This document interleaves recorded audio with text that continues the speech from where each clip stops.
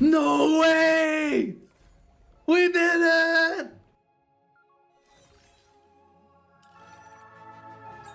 With Truffleophagus! Hey, what's up everybody? Morph here. Today I'm gonna teach you guys how to beat the beast from the Snowfield boss without having to play Psyche. What? Because if you're a Giga Chad gamer, you ain't clearing it with Psyche. Here's how you do it. It's actually a little bit difficult to do, but I'm pretty sure you can do it. I did it with Truffle. You can try it on your favorite character and you might be able to clear. So if we head on over to our Immersive Theater, you go here, Immortal Repertoire, and as you can see, I cleared Act 12. I claimed all of the rewards for the pulls for Fushu, which is really important. If we go over to my team setup, this is what it looks like. Because I play Truffle, of course, I have Truffle. I do have an eye for Truffle, so she is quite powerful. Now you might be thinking, boy, this guy probably has a lot of plus 10 wedges on this character. Not really. No, I only have one gold one.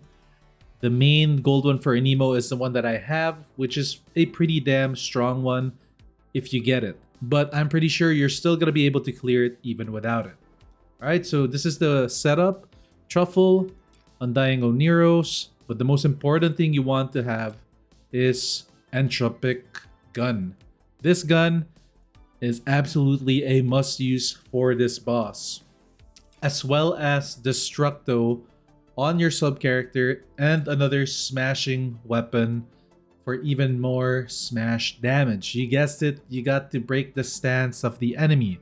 I prefer to use, I don't have the Anemo pet, which isn't very good for me. So I use the Pyro pet because the Pyro pet will give you additional multi-shot for me and my other allies, which is a pretty damn good bonus when you're trying to stance break. Of course, you put Beefy and Attack. Okay? So let's get into it. You could also put Key in here so that you can do it more consistently, which is probably better. If you want to take a look at the wedges, this is my wedge for Truffle. I do have Wing Inspo plus 10. This is pretty easy to get. It's free. You don't really need to grind hard. Morale. Again, it's from the bounty. It's easy to get.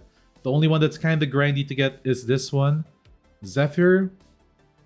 It's very, very powerful. And it's actually a game changer wedge. So I would suggest getting this one. Come on, get off your lazy butt and just do it.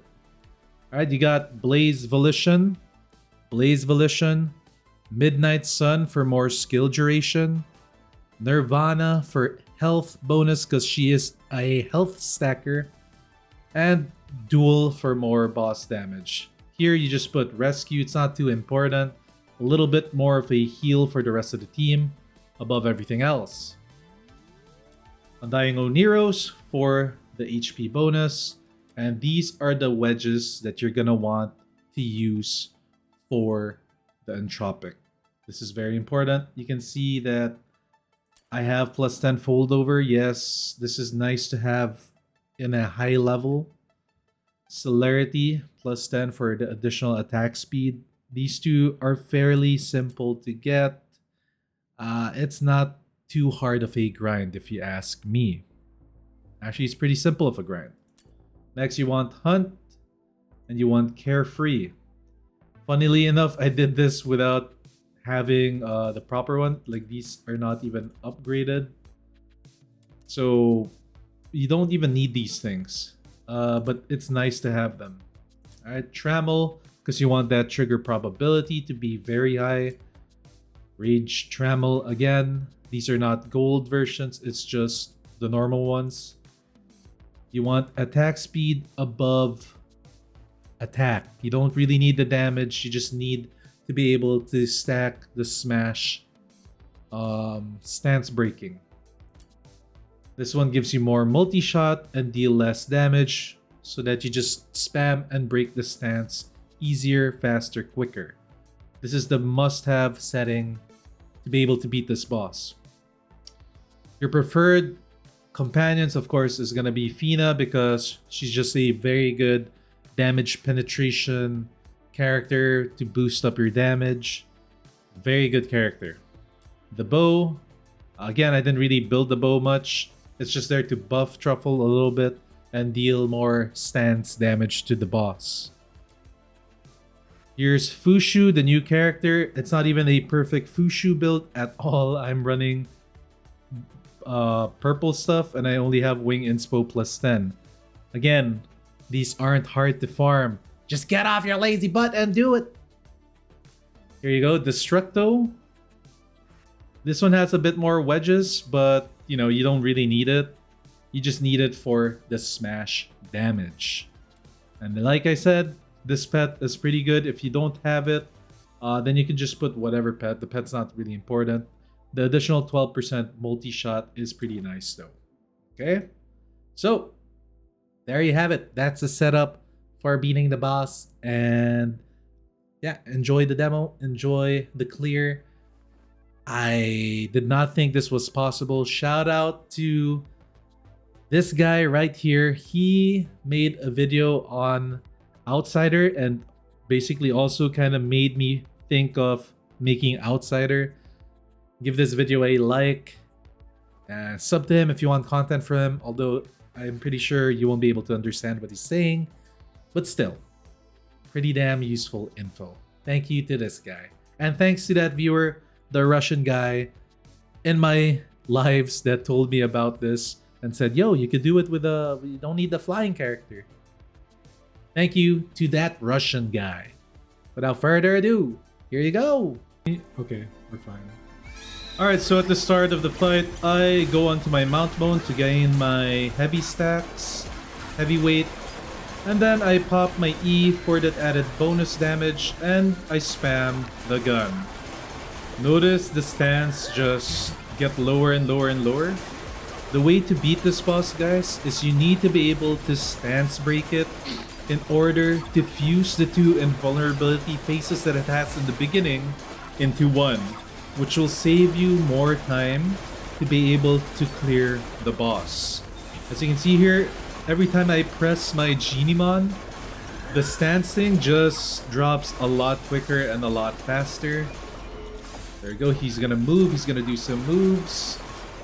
Absolutely W way of beating this boss. I had no idea that doing this, you'd have to skip the stance. Alright, we're about to break it.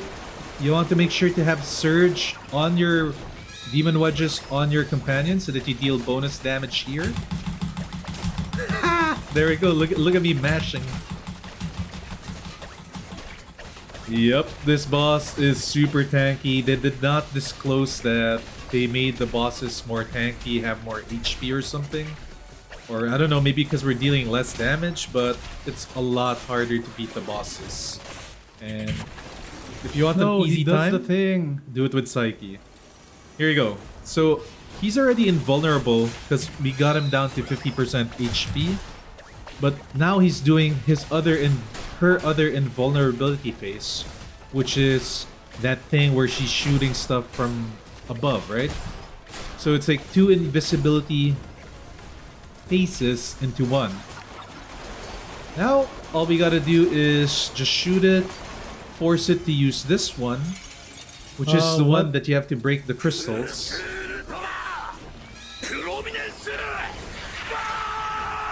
Alright, clear all the crystals before the time expires so that her shield won't be that massive. One more. And yeah, there you go. I have about 1:20 left. And her shield is not so big, as you can see right there. You have to make sure to break all the crystals in order for that shield to not be massive. Again, stance break weapons are very good against the shield. I like to throw in the pigs because dealing damage to it is also very important. Almost there. One more fly up should do. It's really tough to do this part. I really don't like this part of this boss. There we go. Stance break. Again, make sure you have Surge so that you deal a lot more damage.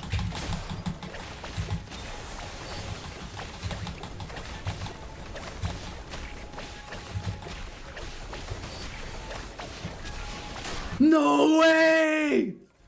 We did it! There you go. With Truffleophagus! Everyone, so that's the video. I hope you guys liked it. If you did, hit that like. Of course, if you enjoy Duet Night Abyss content, subscribe to my channel. If you're a true Duet Night Abyss loyalist, none of this Doom poster stuff, sub to my channel. And I'll see you all next time. Peace.